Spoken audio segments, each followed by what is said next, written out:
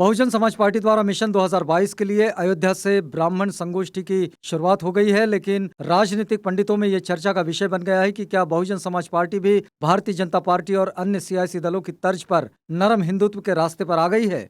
कमोबेश उसके ब्राह्मण सम्मेलनों के समय और स्थान में अयोध्या, मथुरा और वाराणसी के शामिल होने और अयोध्या में रामलला के दर्शन के साथ सम्मेलन की शुरुआत करने को लेकर ऐसे सवाल उठना लाजिमी है।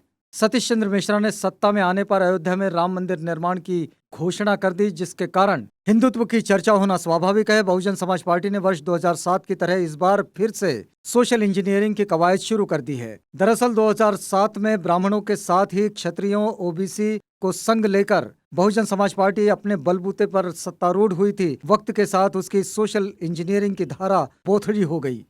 विधानसभा चुनाव 2017 में बहुजन समाज पार्टी के वोट बैंक में वर्ष 2007 की तुलना में 8.2% की गिरावट हो गई। ये क्रमशः वर्ष 2012 में 25.95% रहा था और वर्ष 2017 में 22.23% के साथ सिर्फ 19 सीटें आई थी। बहुजन समाज पार्टी ने अब वोट प्रतिशत बढ़ाने के मद्देनजर ही 75 जिलों में ब्राह्मण संगोष्ठियां करने का फैसला किया है। इसके तहत मथुरा, काशी और प्रयागराज में कार्यक्रम होंगे। अब बहुजन समाज पार्टी का यह नया दांव कितना असरकारी होगा, ये मिशन 2022 के परिणाम बताएंगे। वैसे कभी मायावती के साथ रहे मौजूदा भाजपा सरकार में कैबिनेट मंत्री बृजेश पाठक कहते हैं कि ब्राह्मण अब दोबारा नहीं ठगे जाएंगे। वे बहुजन समाज पार्टी का चरित्र समझ चुके हैं। बहुजन समाज पार्टी का ये दांव अब अप्रासंगिक हो चुका है। बहुजन समाज पार्टी का बहुजनवाद अगर हिंदुत्व के रास्ते पर आ जाता है तो ये पार्टी विचारधारा के साथ बहुत बड़ी बेईमानी है। मायावती ब्राह्मणों को तवज्जो देने के बजाय अगर दलित, यादव, पिछड़ी जाति और मुसलमानों पर फोकस करती है तो जरूर पार्टी के सत्ता पर काबिज हो सकती है। ब्राह्मणों ने बहुजन समाज पार्टी को सत्ता दिलाई थी, यह एक भ्रम से ज्यादा कुछ नहीं है।